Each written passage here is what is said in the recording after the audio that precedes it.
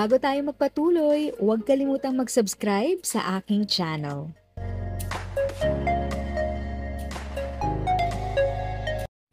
Thank you sa pag-click ng aking video. Good day po sa lahat ng ating SSS pensioners. Sa mga bagong viewers at napadaan lang, by the way, I'm Tita Eda.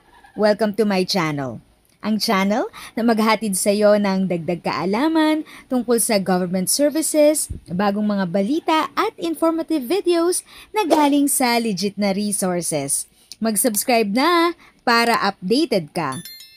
Good day po sa lahat at lahat ng SSS pensioners na second batch ay hinihintay ang lahat kung kailan ibibigay ang kanilang 13-month at regular pension. So para po sa inyo ay December 4 ito ibibigay. Ito ay base sa post ng SSS official FB page. Opo, December 4 ang release nito.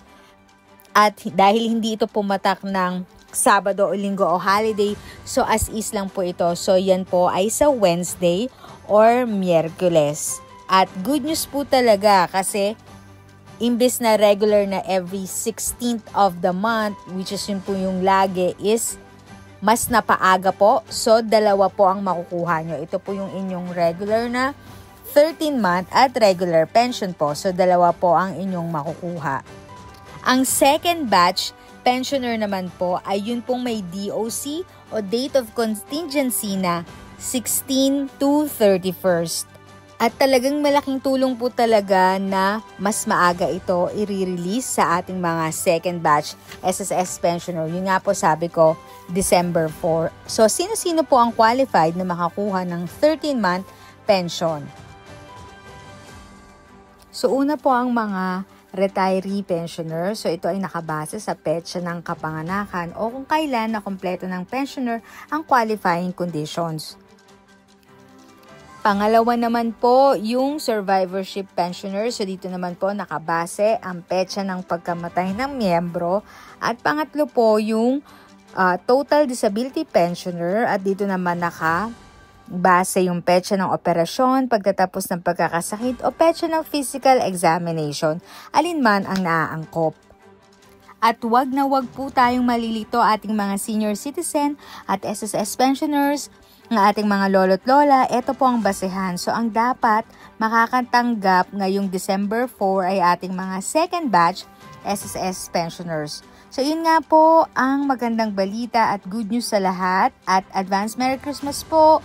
And I hope and pray na malaking tulong ito sa ating mga lolo't lola, senior citizen at pensioners. At dasal ko lagi na lahat tayo ay healthy at safe. If sa tingin mo, natulungan ka ng video ko na ito, nakasave ka sa oras mo, you can click yung thanks button at any amount ay malaking help sa pag-grow ng channel ko. Yun lang po muna ang aking update. Sana ay nakatulong na dagdag kaalaman ang aking share today. Ang goal ng aking channel ay mag-create ng awareness. Kung ganitong mga topic ang gusto mo, panoorin mo ang mga videos ko na ito.